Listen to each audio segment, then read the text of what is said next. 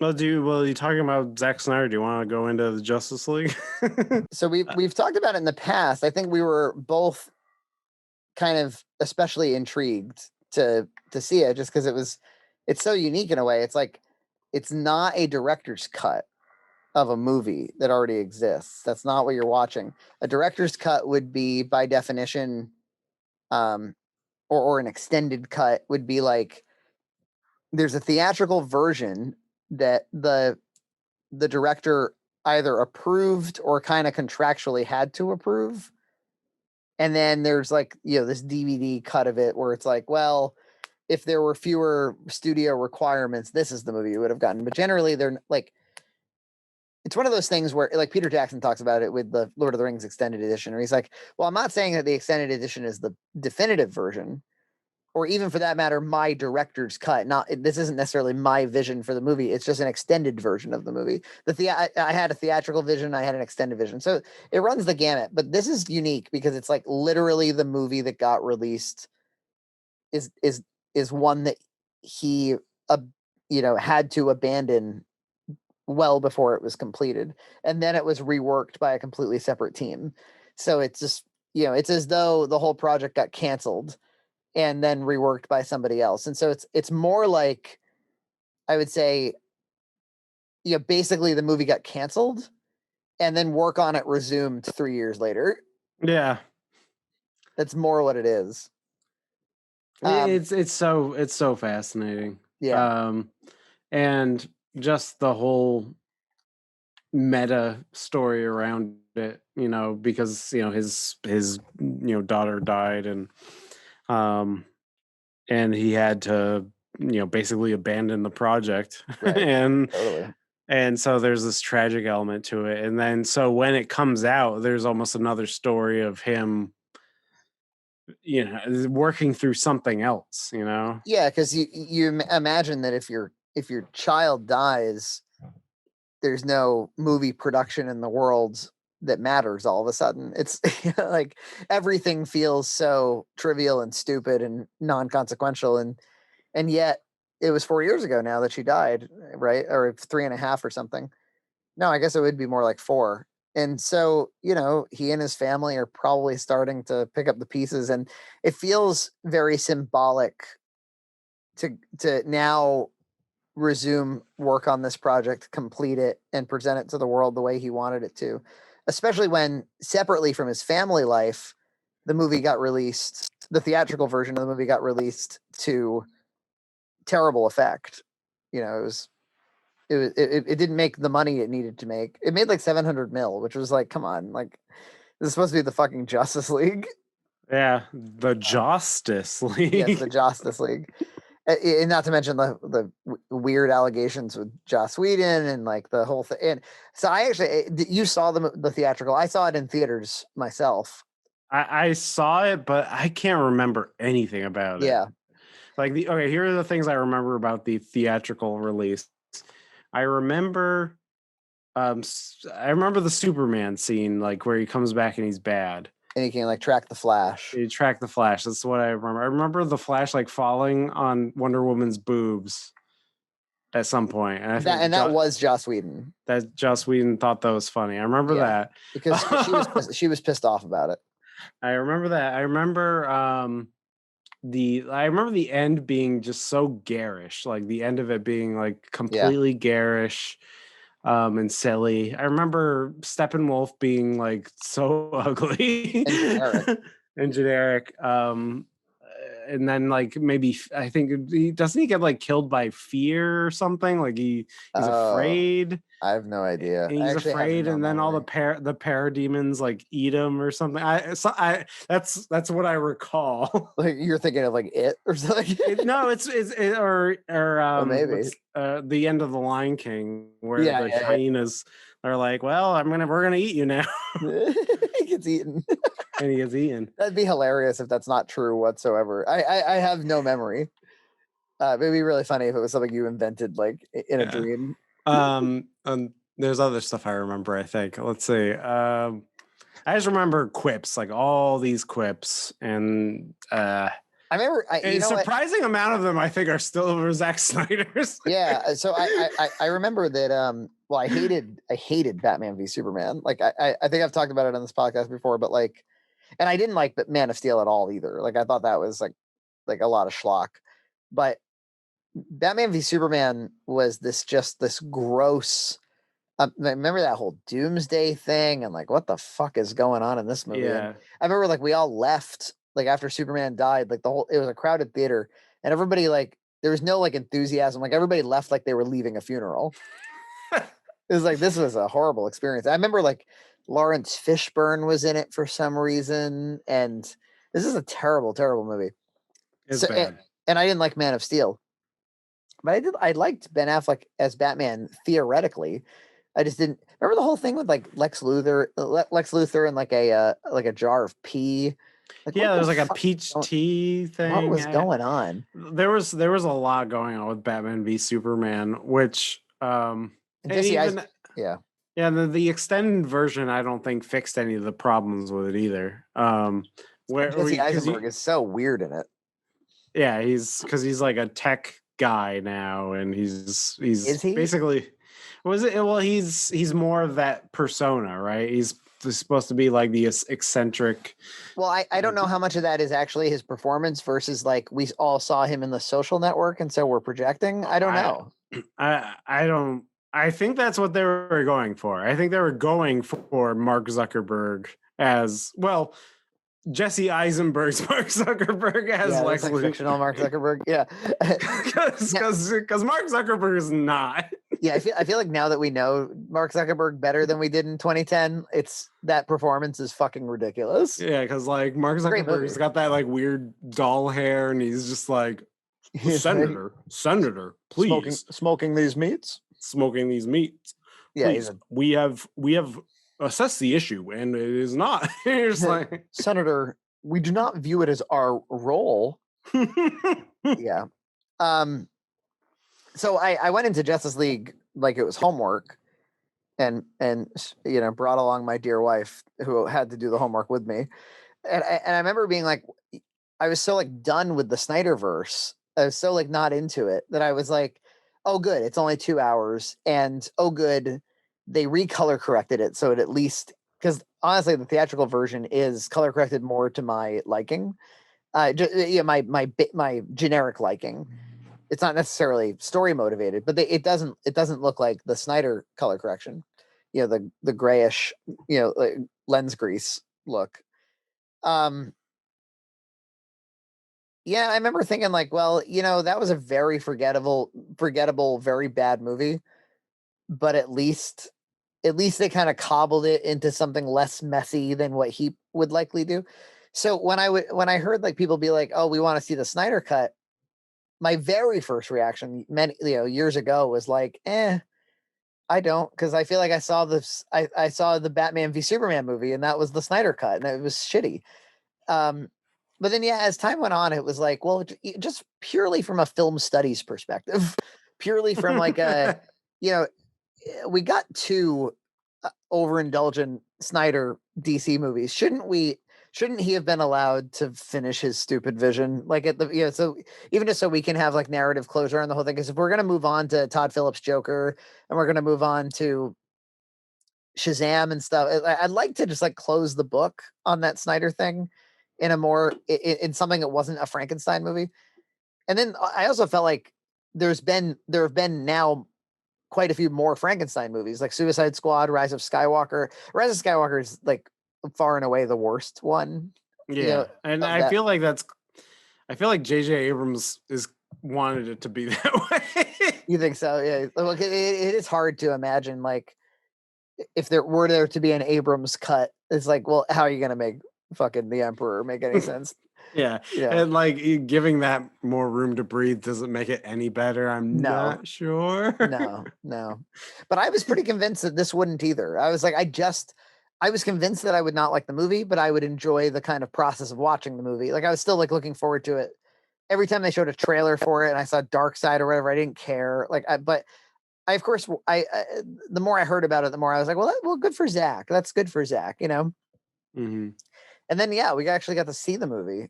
And the biggest shock for me is that like I liked it. Like it was like a good movie, like genuinely pretty good. Yeah, I that was the most. I remember I watched it in like basically two chunks. So I watched the first 2.5 hours. I remember like, and then I had to stop because of family life or whatever. Yeah. And I remember at the end of the 2.5 hours, I'm like, I can't wait to watch more of it. And this is so weird. Yeah. I And did not like expect in to two like and a it. half hours, you don't even like see Superman. And you're just Right. Yeah, the Flash is I was paying attention to some of those timestamps. The Flash is introduced at an hour 9.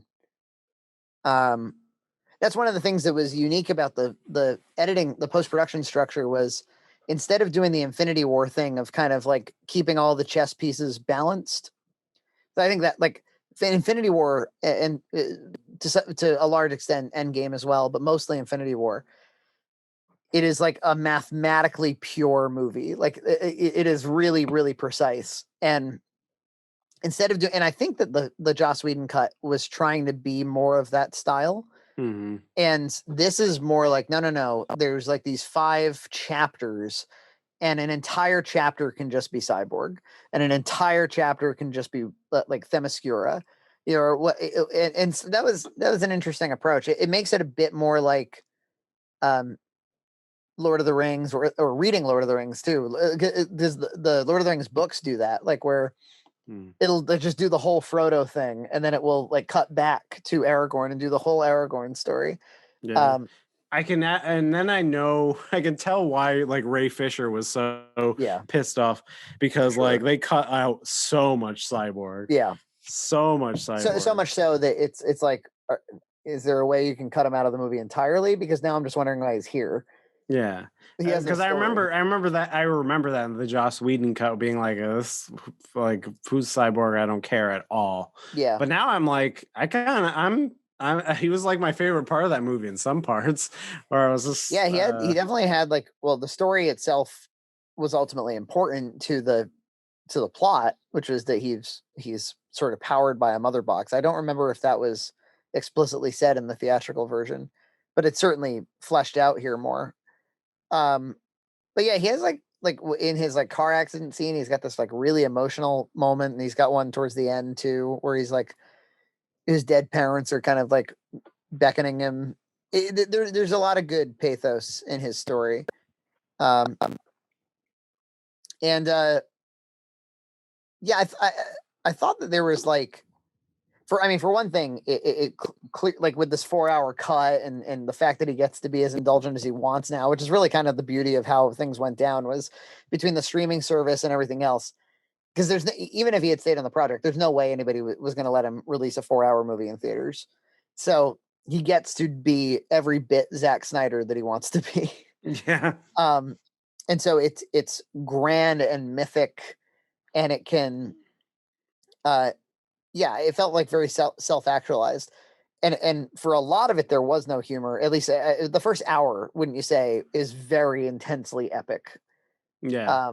Where you got Before he, the Amazonian like whole yeah, thing, which is really great. I loved all that stuff. I yeah. loved the 300 esque. And what would Zach Maxwell say? Like that, you could tell they're like, or was it you? Or like they're flipping tires and doing the ropes or whatever. Yeah. It's like they look like they're a society that's just warriors.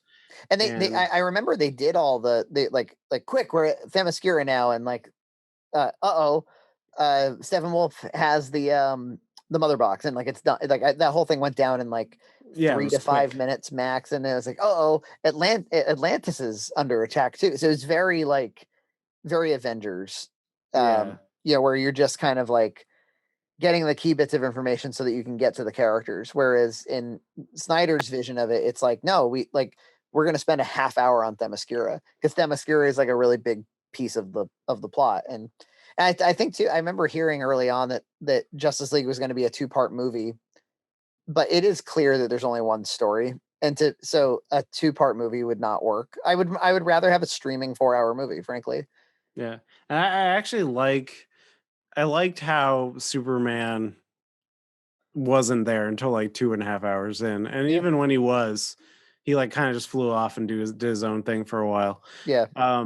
Because it that I think that goes to the theme of the movie, which is like, and this is like what is that, the Jungian embracing the shadow thing, the father in the abyss or whatever, where the father figure dies, which is Superman, right, and then what do you have left? You have all these, you have Batman, you have all these people basically in themselves recreating the father, Yeah. So I was thinking about that. It's like, that's what it is. It's the mythic, incorporating that thing. And then when Superman does come back and he has the suit, that's the reincorporation of the shadow. It's like you can rebuild the father, but it doesn't come back as what it was. It comes back as something different. It comes back as the actualized man, Right. So that's actually pretty interesting, even though there's some stupid shit in the movie. I mean, I think the biggest challenge the movie has, or the biggest hill that it has to climb, is the Flash didn't have his own movie. Cyborg didn't have his own movie. At this stage, like, Aquaman didn't have his movie until after Justice League. So the only ones we know are Batman, Wonder Woman, and Superman, and Superman's not in it for a while. So they have to introduce Aquaman, Cyborg, and Flash all in. They all have to have mini solo movies for this to fucking mean anything to anybody. Yeah. And you can't just have the clip show, That's really hard. It's like, it probably would just be better to give those guys all solo movies before, everybody kept saying that Justice League or DC rushed it. And I think they're right to a large extent. Like, it would be really nice to just go into this movie already knowing the Flash, and then everything that he does will resonate more. But that said, Snyder is an auteur. Snyder is not the director you hire if you're like, oh, you're gonna like do our culminating movie, but there's gonna be all these supporting movies made by other people. It's like, well, they probably aren't gonna match the Zack Snyder look and feel and tone and ideas. Like, he kind of just needs to do his own trilogy. He's more like Nolan. I mean, he's not as talented and he's not as mature and as whatever, but he's more like Nolan in as much, like, you wouldn't have Christopher Nolan do the end Batman movie of like a series. Like, he's not a commercial director in that sense. He really does need good source material, because I don't think he's gonna produce it himself. Ironically, the screenwriter on this was the same screenwriter as Argo and as Rise of Skywalker. So the two biggest Frankenstein movies of all time are written by the same guy. Yeah. So and that's why I think Watchmen works, is because the source, he was pretty faithful to the source material, and the source material is fantastic. And there was only some straying with the was the atom bomb or the bomb explosion, right, instead of a squid, right. And some people really hate Watchmen, though. Like, Watchmen is, I think more or less people have come around on it, but it feels like a movie that, certainly at the time, people were disappointed by it. They felt that it was too Snyderized. Yeah, I actually, I don't remember that. They didn't like the slow-mo. They didn't like that, that the heroes seemed supernatural in a lot of ways. They didn't like them having sex to the Hallelujah song. Well, that's what you get with Snyder. Right. But I like that movie. I love that movie. I think that that Rorschach is so well realized in that thing. Yeah, I mean, what's that actor gone on to do? He was in a Freddy Krueger remake that didn't pan out. He was Freddy Krueger in like a Nightmare on Elm Street. Right. I remember that. He was, before he was Rorschach. He was a pedophile in a movie called Little Children. Have you ever heard of that movie? No. Then he became a pedophile in Nightmare on Elm Street. It's Kate Winslet, and I think it's also actually what's his something Patrick, the guy who plays Night Owl. Patrick Wilson. I like that actor a lot, actually. Yeah, he plays this pedophile in the movie, and he's very good in that too. But I think as Rorschach, he's incredible. And that was something I had seen. I saw the movie like a day before you did, and to Zach in particular, Zach, I thought was going to be a hard sell with the Snyder cut, but I was like, I gotta tell you, it's more Watchmen and less Batman v Superman. Yeah. Overall, I liked it, and I can't stop thinking about it. Yeah, I'm with you. And yeah, and I the only like weaknesses I would say is like I don't know what was going on with the Martian Manhunter thing. And yet that worked for me, oddly. It really did it. Well, so spoilers, by the way. In the middle of the movie, there's a very confusing scene where Martian Manhunter suddenly is in the movie, and he shapeshifted as like Martha Kent and talked to Amy Adams, and that part I agree is confusing and like, what the fuck am I watching? that was what I am referring to. But at the end, so there's a prologue. So the movie really kind of ends at 3.5 hours, and then there's a prologue. An epilogue that is like a half hour, and it's where I'm watching the movie. I'm like, when does the Joker show up in this thing? Batman. He basically live in a society. It's really crammed in. Like Bruce Wayne has like a nightmare about shit, and he has like he brings along like in the apocalypse where Harley Quinn is dead and Aquaman is dead and there's a new Flash and stuff. It's this kind of like I don't know, alternate reality that Zack Snyder thought up just so that he could have a scene with Jared Leto.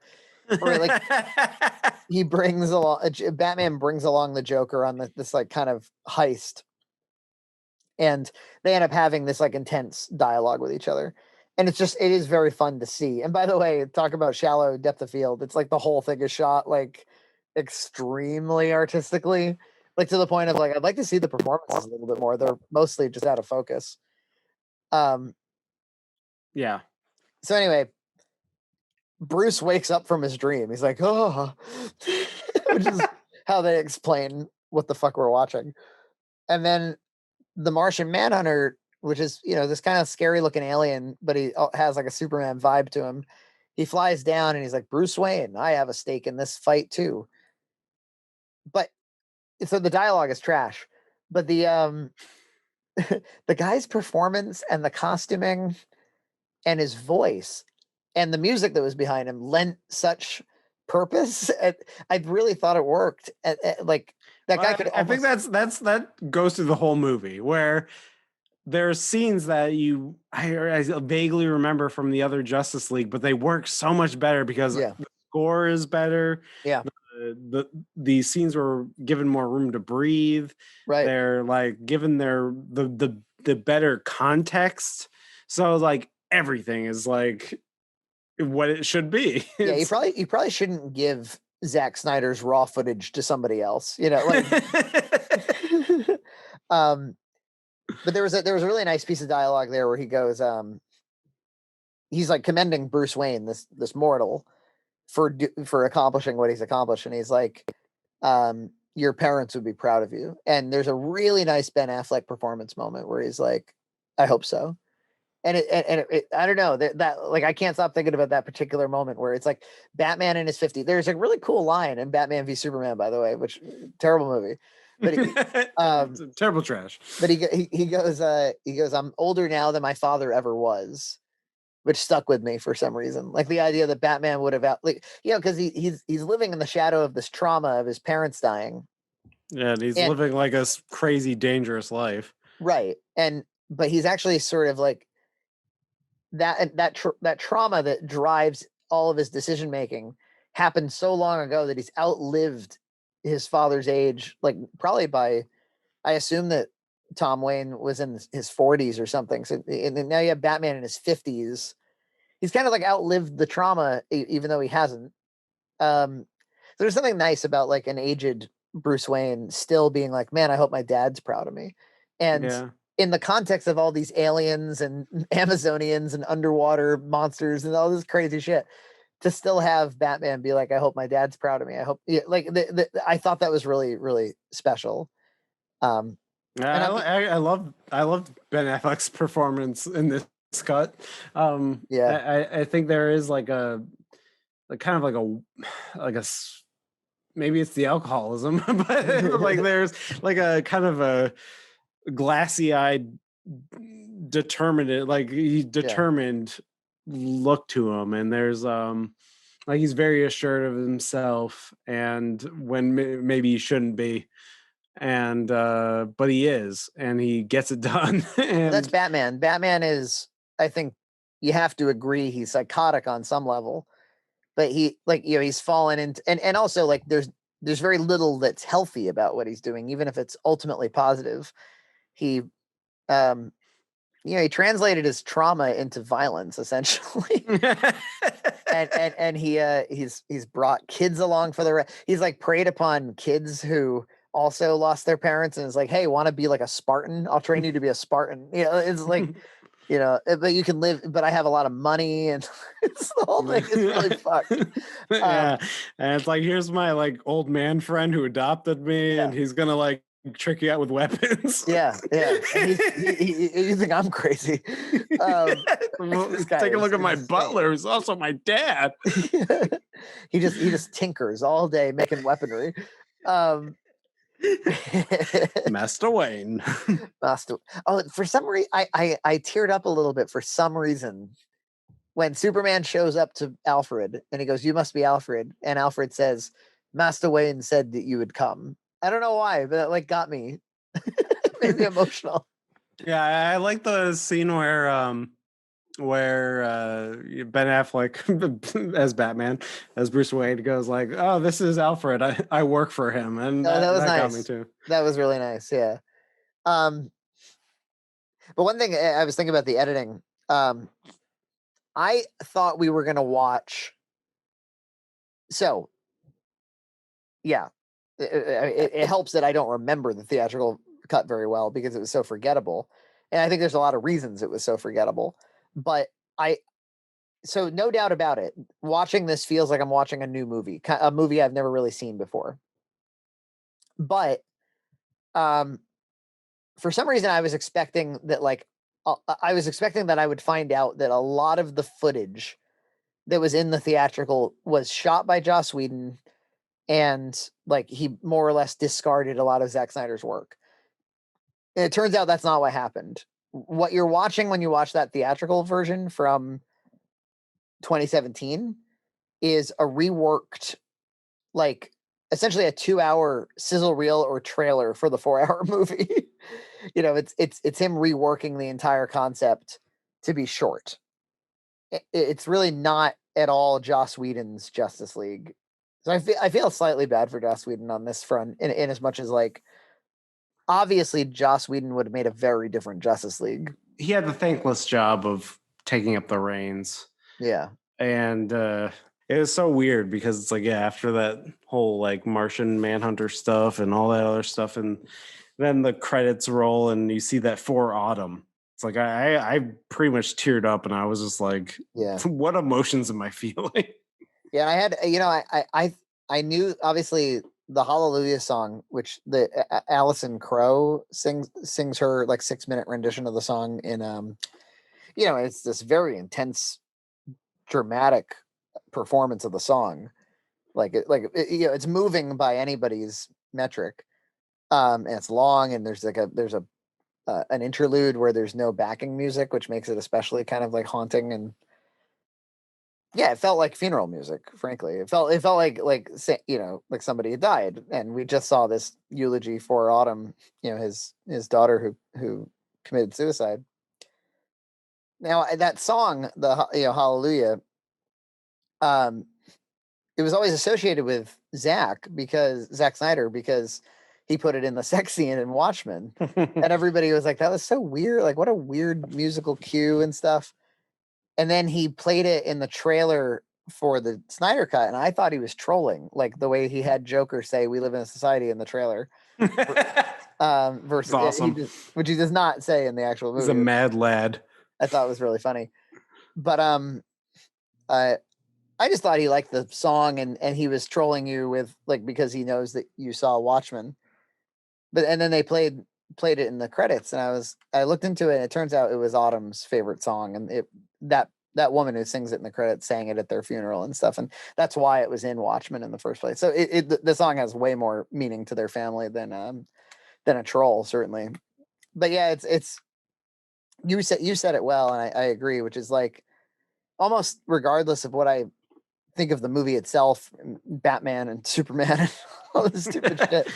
I for me, I'm watching a story about a director who had a kind of an incredible serendipitous, once in a lifetime, I've never seen anything quite like it, opportunity to get his life back on track and to pick up the pieces of some trauma. So yeah, I can't separate the behind the scenes from the real thing in a way.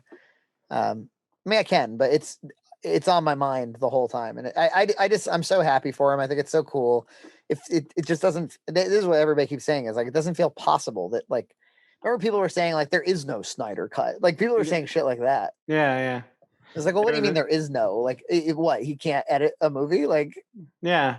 Well, yeah, exactly. Well, they're like, oh, it's too complicated. CG is real expensive. It's like, well, yeah. somebody would have to just pay for it. You see, I remember when I heard HBO Max was making a big play against Netflix and Disney Plus. I was like, well, if you want a blockbuster for the price of not a blockbuster, you might consider the Snyder cut. That's what they did, but it wouldn't have happened if it wasn't for COVID, I think, because you just need content, and nobody wants to like have a huge production with a bunch of people scared of COVID. So, but why not? I mean, like, if you can remarket a movie from 4 years ago as if it was a new movie, yeah, like, why wouldn't you? I mean, it's not something to abuse. Otherwise, people are going to think that every time you release a movie that the movie might get re-released someday in some new context. But I don't know. I think that we've talked a lot about we talked about Irishman a year ago, and that was a 4-hour movie, and it was like, well, what is an appropriate runtime in the streaming world and stuff? And it does kind of make you question, like, are we, if everything's going to go straight to streaming, are the parameters of what a feature length film going to really kind of bust open? Yeah, I think so. I remember thinking that with The Irishman, which I really enjoyed as well. It was a good, the length didn't bother, and the length of this doesn't really bother me. Like, I watched it and I didn't hate a second of it, really. Yeah. Even though, like, at the end there was like, I actually liked it more than the Joss cut where they're in the garish world at the end there. That was horrible. I actually liked the climax in this. It like made sense to me. Yeah, exactly. The whole thing with the Flash, there was a lot of like beauty in the movie. There was like when the Flash saves his first lady there, and when he's having to like keep the charge up, or he's like, you're gonna have to go faster than the speed of light, and obviously a lot of stuff with Cyborg. There's just a lot of like really beautiful ideas and moments, or even just like Amy Adams having melancholy coffee, melancholy, like walking around in slow-mo in the rain, and there was just a lot of, it's just, scenes like that can be so bleh unless they're treated with some level of intimacy. And I thought everything with Wonder Woman, really, Wonder Woman was my favorite character in the movie, honestly. Yeah, I loved how she treated everybody, and like, because she was like, she talks very intimately with everybody. In terms of characters, she exudes a kindness that the others don't. And yeah, it feels, I don't know, like her first scene where she saves the group of kids. It's like a pretty, they treat it in this one in a more kind of R-rated way, with a lot more gunfire and cursing, and the whole thing is like a lot more frightening and threatening than it was treated in the theatrical one. In the theatrical one, it was really just meant to be a dazzling action sequence, and in this one, it's more like these kids are really going to be traumatized by this. But there's something about like when Wonder Woman shows up with her lasso of truth and is like, is everybody okay? Like, and she's smiling at everybody. There's something it's like maybe those kids won't need as much therapy now just because they saw that lady, Yeah. she exudes that. Yeah, and even the line where it's like, you can be whatever you want to be, that Yeah. girl. It's like, well, yeah. Yeah. Good. It's like that's the right thing to say to that girl. And I think the way Steppenwolf talked about Themyscira and about like you abandoned your sisters and like that like lent to the history and culture of where she's coming from. Like she's been part of this fantasy world for a long time. And Steppenwolf, by the way, you talked about him a little bit. Well, yeah, do you want to talk about his design a little bit?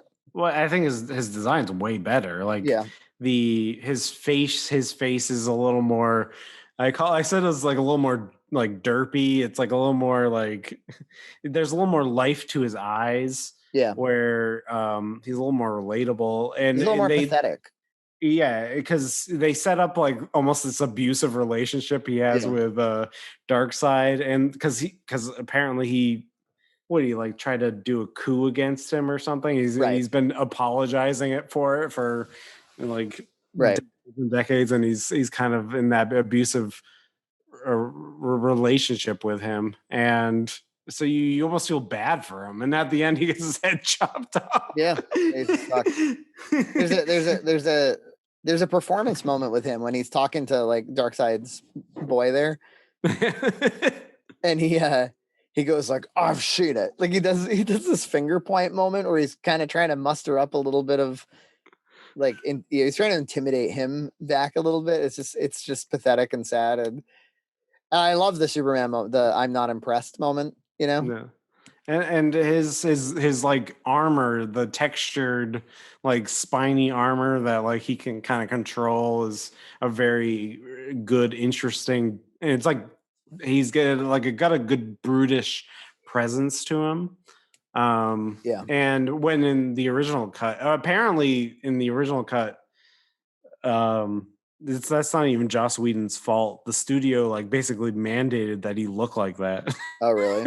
Yeah, it's horrible. So this is just rectifying that again. Poor Joss Whedon, man. Like he doesn't need all that credit for that movie. Like, no, I think it was just it was an abomination on many fronts. Yeah, really. Created by many people and even tragic circumstances. Yeah. So, yeah. If I can say one more thing about Wonder Woman, I had to going into like anything that's kind of over the top annoying, like is not going to pass the Nina test. And so it's better that like I'm like upfront about like, okay, something annoying is going to happen in the movie, and like we just need to like accept it. And it's like every single time Wonder Woman appears on camera, it's going to be in slow. Yeah, it's going to be on slow mo, and some woman's going to go ah! like, and it doesn't just happen a few times; it happens like 35 times. And I'm like, it's like by the time you get to the hour mark, you're gonna be like, wow, they've done that a lot, and you got 3 more hours of it to go. Like it goes way beyond comical. But it was so comical and so over the top that I ultimately came all the way back around and was like, this is a great choice. This is a great creative choice.